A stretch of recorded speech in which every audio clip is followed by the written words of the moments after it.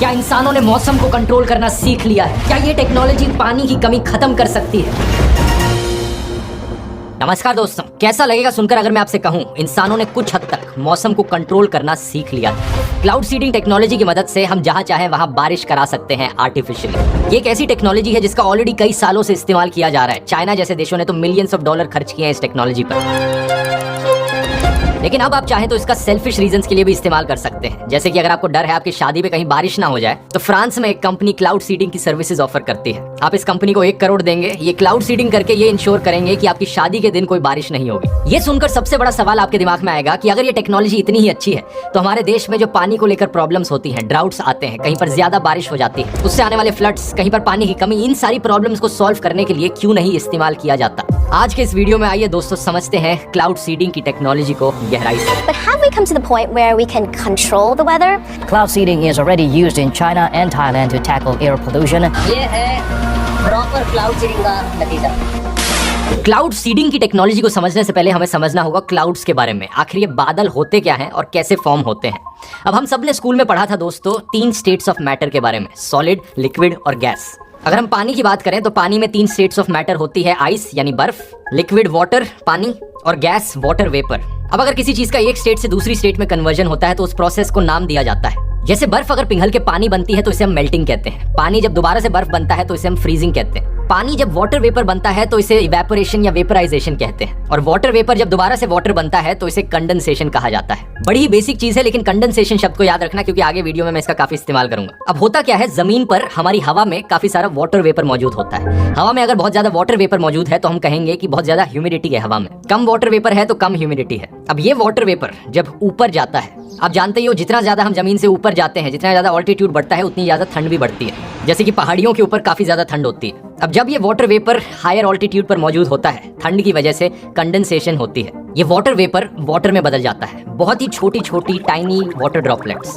यही water droplets जब हवा में ऊपर सस्पेंडेड रहती हैं तो हमें बादल दिखते हैं। एक्चुअली यही क्लाउड्स हैं। ये छोटी सी वाटर ड्रॉपलेट्स जो क्लाउड्स को बनाती हैं, ये बहुत छोटी हैं, इतनी छोटी कि 1 मिलीमीटर का भी 1/100th इनका डायमीटर है। और एक बादल में ऐसी मिलियंस ऑफ ड्रॉपलेट्स होती हैं। अगर कोई बादल और भी ज्यादा हायर ऑल्टीट्यूड पे मौजूद है तो हवा और भी ज्यादा ठंडी हो जाती है। इसका मतलब कंडेंसेशन ही नहीं बल्कि फ्रीजिंग भी हो जाती है। ये वाटर ड्रॉपलेट्स बर्फ के छोटे क्रिस्टल्स में बदल जाती हैं और आइस क्रिस्टल्स से क्लाउड बनते हैं। तो इस सेंस में देखा जाए तो 2 तरीके के बादल हैं, एक जो वाटर ड्रॉपलेट से बनते हैं और दूसरे जो आइस क्रिस्टल से बनते हैं। इन दोनों के बीच में आसानी से फर्क बताया जा सकता है। जो आइस क्रिस्टल के क्लाउड्स हैं वो और ज्यादा ऊपर मौजूद होते हैं, दिखने में उनकी कोई क्लियर बाउंड्री लाइन नहीं होती और वो ज्यादा पतले होते हैं। जो मोटे मोटे बादल आपको जमीन के ज्यादा पास दिखते हैं वो वाटर ड्रॉपलेट से बने हुए बादल हैं। अच्छा, ये समझ लिया तो अगला सवाल उठता है कि इन बादलों से बारिश कैसे होती है। होता क्या है दोस्तों कि ये जो छोटी छोटी ड्रॉपलेट्स हैं, जब ये कलेक्ट होती रहती है और ड्रॉपलेट्स आती रहती हैं, बादल बड़ा होता रहता है, तो छोटी छोटी ड्रॉपलेट्स एक दूसरे से कोलाइड करती हैं, एक दूसरे में जाकर मिक्स हो जाती हैं, बड़ी ड्रॉपलेट्स बनती हैं। ये बड़ी ड्रॉपलेट्स और ऊपर जाकर फ्रीज होकर आइस क्रिस्टल्स बनती हैं और आइस क्रिस्टल्स भी कोलाइड करके एक दूसरे के साथ बड़े आइस क्रिस्टल्स बनते हैं। ये प्रोसेस चलता रहता है तब तक जब तक ये आइस क्रिस्टल्स इतने बड़े नहीं हो जाते कि इनके वजन की वजह से ही ये जमीन पर नीचे गिरने लग जाए। और जब ऐसा हो जाता है तब ये आइस क्रिस्टल्स जमीन पर गिरते हैं। नीचे गिरते समय अगर हवा का तापमान ठंडा है तो ये बर्फ की तरह नीचे गिरेंगे और स्नोफॉल होगी।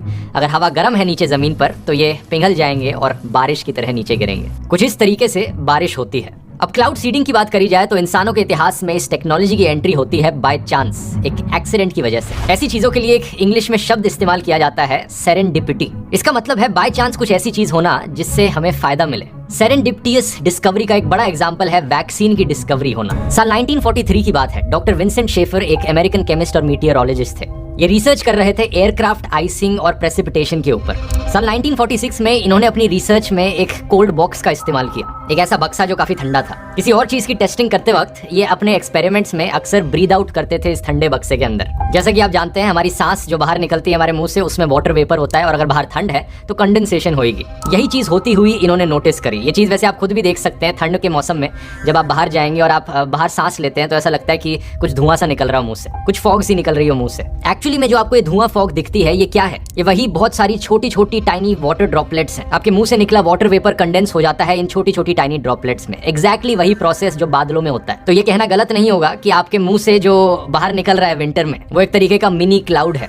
अब डॉक्टर शेफर ने भी यही चीज होती हुई नोटिस करी, लेकिन वो इसे एक स्टेप और आगे ले गए। उन्होंने सोचा कि क्या होगा अगर मैं इस बॉक्स को और ठंडा बना दूंगा। ये करने के लिए उन्होंने ड्राई आइस का इस्तेमाल किया। Dry ice basically carbon dioxide का सॉलिड फॉर्म होता है। इसे कॉमनली इस्तेमाल किया जाता है रेफ्रिजरेशन और कूलिंग के लिए, और ये सिर्फ -78 डिग्री सेल्सियस के टेम्परेचर पर ही एग्जिस्ट करता है। तो इन्होंने कुछ ड्राई आइस ले जाकर कोल्ड बॉक्स में रख दी, और फिर जब इन्होंने जाकर ब्रीद आउट किया उस बॉक्स के अंदर, कुछ चमत्कारी इन्हें होते हुए दिखा। अचानक से इनके मुंह से निकलने वाली हवा बहुत सारे millions of microscopic ice crystals में बदल गई, एक ब्लूइश हेज करके इन्हें दिखाई दी। इन्होंने नोटिस किया कि अगर अचानक से इतना ठंडा टेम्परेचर होगा तो वाटर वेपर बड़ी जल्दी आइस क्रिस्टल्स में बदल जाएगा। और ये चीज एक बार फिर से क्लाउड्स में होती है लास्ट स्टेज पर, जब वो आइस क्रिस्टल्स बड़े होने लगते हैं, उनका वजन बढ़ जाता है। इन्होंने देखा कि ड्राई आइस का इस्तेमाल करने से ये प्रोसेस फास्ट फॉरवर्ड हो गया है। डॉक्टर शेफर ने इमीडिएटली इस चीज को लेकर और जांच करी और एक्सपेरिमेंट्स कंडक्ट करे ध्यान से समझने के लिए ये एग्जैक्टली हो क्या रहा है। फाइनली जब इन्होंने चीजों को समझा, इन्होंने रियलाइज किया कि इस चीज का तो रियल लाइफ में भी इस्तेमाल किया जा सकता है। क्यों ना आसमान में मौजूद बादलों को जल्दी से ठंडा बनाने की कोशिश की जाए ड्राई आइस का इस्तेमाल करके, ताकि हमें इंस्टेंटली स्नोफॉल और बारिश देखने को मिले। 13 नवंबर 1946 डॉक्टर शेफर ने एक प्लेन उड़ाया न्यूयॉर्क से। अपने साथ इस एरोप्लेन में करीब 2.5 किलो ड्राई आइस ये लेकर गए और माउंट ग्रेलॉक पहाड़ी के पास मौजूद एक बादल पर इन्होंने अपना टेस्ट कंडक्ट किया। एरोप्लेन से लिटरली इन्होंने क्रश ड्राई आइस को बादलों के ऊपर फेंका, और जो इन्हें रिजल्ट दिखा वो कमाल का था। इन्होंने देखा कि अचानक से भारी स्नोफॉल और बारिश हो रही है, और यहाँ से ही दोस्तों इन्वेंशन हुआ क्लाउड सीडिंग का। आज के दिन डॉक्टर विंसेंट शेफर को क्रेडिट दिया जाता है क्लाउड सीडिंग के इन्वेंशन के पीछे, लेकिन इससे पहले एक और आदमी थे विलियम राइश करके, जिन्होंने क्लेम किया था कि अमेरिका में उन्होंने एक क्लाउड बस्टर मशीन बना ली है। ये कहते थे कि ये ऑर्गन एनर्जी का इस्तेमाल करके, कॉस्मिक एनर्जी का इस्तेमाल करके ये एटमॉस्फेयर को मैनिपुलेट कर सकते थे और बारिश ला सकते थे। इन्होंने अपनी रिसर्च का नाम दिया कॉस्मिक ऑर्गन इंजीनियरिंग। लेकिन जैसा आप गेस कर ही सकते हो, ये उस टाइप के लोगों में से थे जो फ्रॉड चीजें क्लेम करते थे। इनकी मशीन बिल्कुल काम नहीं करी और ये बस क्रेडिट लेने का एक तरीका था। इंटरेस्टिंग चीज ये है कि डॉक्टर शेफर के अलावा एक और साइंटिस्ट थे जो क्लाउड सीडिंग की टेक्नोलॉजी पर काम कर रहे थे, लेकिन एक कंप्लीटली डिफरेंट पर्सपेक्टिव से। Scientist doctor Bernhard von Gud. इनका आइडिया था कि मैं ये नहीं चाहता कि ड्राई आइस का इस्तेमाल किया जाए जिससे चीजें ठंडी बने और फिर जाकर यहाँ पर क्लाउड सीडिंग हो। मैं चाहता हूं कि कोई एक ऐसा केमिकल इस्तेमाल कर लिया जाए जिससे ये प्रोसेस पूरा किया जा सके। इनका आइडिया पानी की कंडेंसेशन प्रॉपर्टी पर आधारित था, एक ऐसी चीज जो शायद आप जानते ना हो। बात क्या है दोस्तों, कंडेंसेशन का जो प्रोसेस है उसमें एक कंडीशन है। वाटर वेपर को वाटर में बदलने के लिए, कंडेंसेशन के प्रोसेस को होने के लिए एक नॉन गैसियस सरफेस की जरूरत होती है, यानी कि एक सॉलिड सरफेस या लिक्विड सरफेस चाहिए कंडेंसेशन के प्रोसेस को करने के लिए।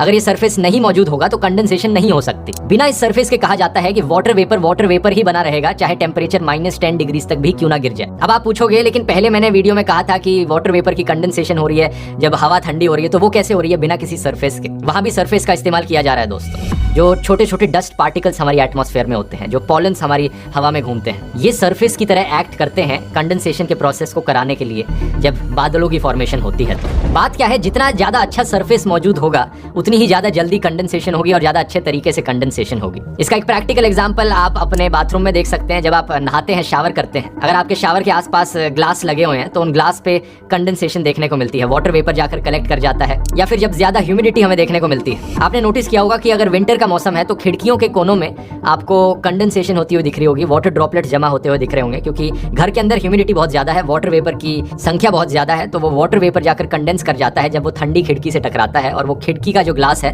वो एक सरफेस प्रोवाइड कर रहा है कंडेंसेशन को होने के लिए। तो डॉक्टर फोनगुड का यही लॉजिक था कि अगर मैं किसी तरीके से बेटर सरफेस प्रोवाइड कर सकूं तो कंडेंसेशन का प्रोसेस और जल्दी होगा। इन्होंने एक्सपेरिमेंट किया सिल्वर और आयोडाइड जैसे केमिकल से, और सिल्वर आयोडाइड का इस्तेमाल करके इन्होंने देखा कि एक्चुअली में सिल्वर आयोडाइड बहुत ही अच्छा सरफेस प्रोवाइड करता है वाटर वेपर को। सिल्वर आयोडाइड की प्रॉपर्टी है कि ये काफी सारा मॉइस्चर अपने अंदर एब्जॉर्ब कर लेता है, तो वाटर वेपर इसकी तरफ आकर्षित भी हो जाता है और कन्वर्ट भी हो जाता है वाटर में। आज के दिन कई और सिल्वर आयोडाइड जैसे मटेरियल्स के बारे में हम जानते हैं जिनकी खास बात है अपने आसपास मौजूद मॉइस्चर को ऑब्जॉर्व करना, और इन मटेरियल्स को हम बुलाते हैं क्लाउड सीड्स या फिर क्लाउड कंडेंसेशन न्यूक्लियाई। ठीक उसी तरीके से जैसे ड्राई आइस को बादलों में फेंका था डॉक्टर शेफर ने, हम इन क्लाउड सीड मटेरियल्स का इस्तेमाल कर सकते हैं बादलों में फेंकने के लिए, जिससे कंडेंसेशन का प्रोसेस स्पीड अप हो जाए और हमें जल्दी से बारिश देखने को मिले। अब आपको सुनकर लगेगा कि ये कोई नई टेक्नोलॉजी है, लेकिन इन दोनों मेथड्स को ऑलरेडी इस्तेमाल किया जाने लग रहा था जनरल इलेक्ट्रिक के द्वारा साल 1946 में ही। और उस समय एक बड़ी ही रेवोल्यूशनरी डिस्कवरी थी कि इतिहास में पहली बार इंसान मौसम को कंट्रोल कर पा रहे हैं। आने वाले टाइम में जो प्रोसेस था क्लाउड सीडिंग करने का, वो धीरे धीरे इंप्रूव हुआ।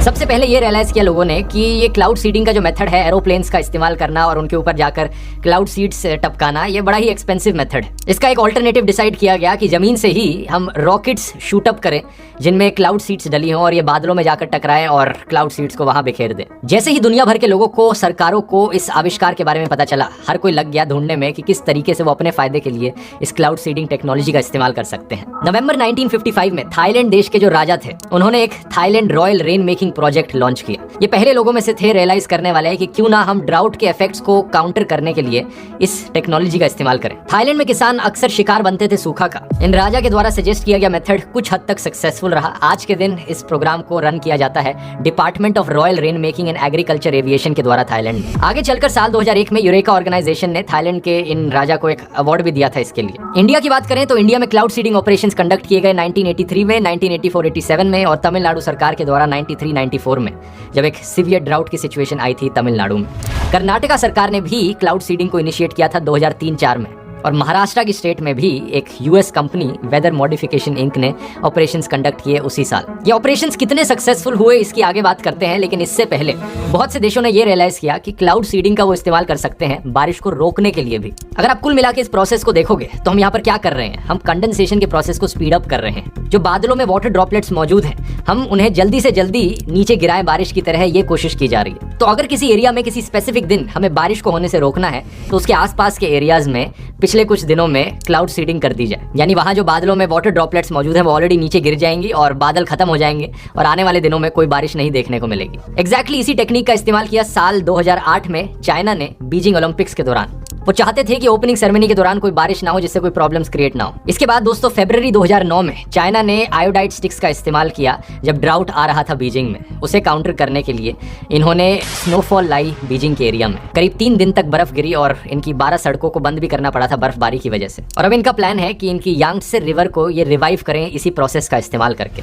आसान नहीं होगा इतनी बड़ी रिवर को रिवाइव करना, लेकिन प्रॉपर प्लानिंग के साथ शायद अचीवेबल हो सकता है। इनफैक्ट प्रॉपर प्लानिंग और रिसोर्सेज की सही यूटिलाइजेशन के साथ क्या पॉसिबल नहीं है। बर्फ से याद आया, कई स्की रिजॉर्ट्स हैं यूएसए में जो एक्चुअली में इस प्रोसेस का इस्तेमाल करते हैं स्नोफॉल लाने के लिए, क्योंकि स्की रिजॉर्ट्स को चलते रहने के लिए बर्फ की जरूरत है जिस पर लोग स्कीइंग कर सके। अगर बर्फ नहीं गिरेगी तो रिजॉर्ट्स नहीं काम कर पाएंगे, तो इसलिए वो इस्तेमाल करते हैं इसका आर्टिफिशियली बर्फ प्रोड्यूस करने के लिए। ये सारे तो डायरेक्ट यूजेस हुए क्लाउड सीडिंग के। इसके अलावा क्या आप जानते हैं क्लाउड सीडिंग का इस्तेमाल किया जा सकता है जो ओले पड़ते हैं ना, ओलों का साइज कम करने के लिए, ताकि उनसे नुकसान इतना ज्यादा ना हो। या फिर जो फॉग हमें देखने को मिलती है, फॉग का अमाउंट कम करने के लिए एयरपोर्ट्स के अराउंड स्पेशली, ताकि फ्लाइट्स टाइम पर उड़ सके। दुनिया में कुछ एयरपोर्ट्स इसका एक्चुअली में इस्तेमाल करते भी हैं फॉग को कंट्रोल करने के लिए। बुल्गारिया देश एक बड़ा अच्छा एग्जांपल है इसका। बुल्गारिया में एक्चुअली में एक national network of hell protection बनाया गया है। अपने खेतों के आसपास इन्होंने स्ट्रेटेजिकली रॉकेट्स लगाए सिल्वर आयोडाइड्स के। जब इन्हें दिखता कि एक हेल आने वाला है यानी ओले गिरने वाले हैं, तो इन्होंने उन रॉकेट्स का इस्तेमाल किया उन्हें कंट्रोल करने में, और सिर्फ 10 मिनट का समय लगता है ये करने में। काफी इफेक्टिव प्रूव हुई है स्ट्रेटेजी। और 1960 से लेकर आज तक जो डेटा कलेक्ट किया गया है उसने प्रूव किया है कि काफी भारी एग्रीकल्चर सेक्टर में जो लॉसेस होते वो बच गए इस टेक्नोलॉजी की मदद से। यहाँ पर रशिया ने एक बड़ा इंटरेस्टिंग तरीका ट्राई किया था क्लाउड सीडिंग का। साल 2008 में उन्होंने कोशिश करी क्लाउड्स को सीड करने की सीमेंट बैग्स का इस्तेमाल करके, लिटरली सीमेंट का इस्तेमाल करके। और हुआ क्या कि 17 जून 2008 की बात है, एक सीमेंट का बैग जो इन्होंने फेंका था बादलों के ऊपर, वो बादलों में जाकर पिघला नहीं बल्कि एक घर के ऊपर जाकर गिर गया और 3 फीट का बड़ा सा गड्ढा हो गया एक आदमी के घर पर। तो देख लो, अगर कभी आपके घर पे कोई सीमेंट का बैग आकर गिरता है तो समझ लेना कि यहाँ पर क्या होने लग रहा है। अब हर टेक्नोलॉजी के दोस्तों फायदे नुकसान होते हैं। ऐसा तो हो नहीं सकता कि क्लाउड सीडिंग जैसी चमत्कारी टेक्नोलॉजी हो और इसका कोई नुकसान ना हो। सबसे बड़ा ऑब्वियस कंसर्न जो उठाया जाता है क्लाउड सीडिंग को लेकर वो ये है कि इससे लॉन्ग टर्म क्या इम्पैक्ट पड़ रहा है हमारे वेदर पर। क्या लगता है आपको, कोई हानिकारक इम्पैक्ट होगा इसका? ज्यादातर लोगों का जवाब होगा कि हाँ, कुछ ना कुछ तो हानिकारक इम्पैक्ट होगा इसका। लेकिन हैरानी की बात यह है दोस्तों कि अभी तक जितनी भी स्टडीज करी गई हैं क्लाउड सीडिंग को लेकर, इन्वायरमेंट पर कोई भी लास्टिंग नेगेटिव इफेक्ट्स नहीं देखे गए। इसके पीछे एक कारण ये हो सकता है कि अगर आप गहराई से इस प्रोसेस को समझोगे आपको पता लगेगा कि बेसिकली ये प्रोसेस है क्या। हम कंडेंसेशन के इफेक्ट को स्पीड अप कर रहे हैं। कोई चमत्कारी तरीके से बादल नहीं बना रहे हैं। जो एग्जिस्टिंग बादल हैं हम उन्हें फोर्स कर रहे हैं कि अभी बारिश हो जाए उन बादलों से बाद में होने की जगह। तो इसलिए अगर आप थोड़ा सोचकर देखोगे आपको दिखेगा कि शायद ये उतनी भी यूजफुल टेक्नोलॉजी नहीं है जितना आपको लग रहा हो। हम ये कंट्रोल कर सकते हैं कि कल की जगह आज बारिश करा दें, इस रीजन की जगह इस रीजन में बारिश करा दें। लेकिन ओवरऑल हम अपनी इमेजिनेशन से हवा में वाटर वेपर नहीं डाल सकते। हवा में अगर वाटर वेपर मौजूद है तभी तो जाकर बादल बनेंगे। अगर वाटर वेपर ही नहीं होगा तो कहां से बादल बनेंगे, कहां से क्लाउड सीडिंग करी जाएगी? यही कारण है दोस्तों कि काफी ऐसी स्टडीज हैं जो कहती हैं कि क्लाउड सीडिंग एक ऐसी टेक्नोलॉजी है जो काम नहीं करती। बारिश की टोटल संख्या को बढ़ाना पॉसिबल नहीं है, इस चीज को लेकर कोई कॉन्क्रीट एविडेंस नहीं है हमारे पास फेवर में या अगेंस्ट में। शुरुआत में एक कंसर्न लोगों का ये भी था कि सिल्वर आयोडाइड का इस्तेमाल करने से हमें इंजरी हो सकती है इंसानों को या बाकी जानवरों को अगर ज्यादा एक्सपोजर सिल्वर आयोडाइड का हुआ, लेकिन बहुत ही थोड़े अमाउंट का सिल्वर आयोडाइड इस्तेमाल किया जाता है क्लाउड सीडिंग में, तो कोई भी इकोलॉजिकल, इन्वायरमेंटल और हेल्थ इंपैक्ट इसका नहीं पड़ता। और अब तक आप ये भी समझ गए होंगे दोस्तों कि इस टेक्नोलॉजी की लिमिटेशंस कितनी बड़ी हैं। इमेजिन करो अगर इंडिया में हवा साउथ टू नॉर्थ बहने लग रही है, जो बारिश का सीजन है वो साउथ से नॉर्थ में ही जाता है, तो जो पहले बादल है वो कर्नाटका, केरला के एरियाज में आते हैं, बाद में ये बादल जाकर दिल्ली तक पहुंचते हैं। क्लाउड सीडिंग का इस्तेमाल करके हम फोर्स कर सकते हैं कि ये बादलों की बारिश यहीं केरला, कर्नाटका में हो जाए, दिल्ली तक पहुंचने की जगह। इमेजिन करो इंडिया में जो हवाएं हैं वो वेस्ट टू ईस्ट बहने लग रही हैं, तो राजस्थान का जो डेजर्ट है उसके ऊपर से कुछ बादल जा रहे हैं। अगर हम क्लाउड सीडिंग का इस्तेमाल करें राजस्थान में बारिश कराने के लिए, तो वो बादल तो खत्म हो जाएंगे। अगर क्लाउड सीडिंग का इस्तेमाल नहीं किया जाता तो हो सकता है वो बादल दिल्ली तक पहुंचकर इतने बड़े होते कि दिल्ली में जाकर बरसते। तो कुल मिला के क्लाउड सीडिंग की टेक्नोलॉजी हमें बस चॉइस दे रही है, बादलों को राजस्थान में बरसाना है या दिल्ली में बरसाना है, बारिश जल्दी आनी चाहिए या उसे थोड़ा डिले कर दें, ये कंट्रोल कर सकते हैं।